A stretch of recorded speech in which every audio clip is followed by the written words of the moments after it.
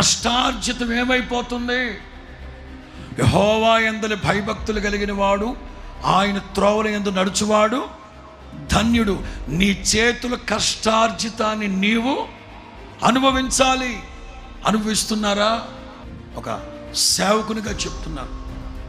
ఏం నేర్చుకుంటారు దేవుని మందిరానికి వెళితే? యేసన్న గారు చెప్పేవారు, సినిమాకి వెళితే పాపం నేర్చుకుంటారు, బడికెళితే పాఠాలు నేర్చుకుంటారు, గుడికెళితే భక్తి నేర్చుకుంటారు. దేవుని మందిరాలు ఉంటే తప్పే ఉంది, దేవాలయం ఉంటే తప్పే ఉంది. బాధతో చెప్తున్నాను, ఎంతమంది ఆడకూతురు మెడలో పుస్తెలతాలు తెగిపోతున్నాయి, ఎంతమంది కుటుంబాల దీపాలు ఆరిపోతున్నాయి, ఎంతమంది పిల్లలు అనాథలై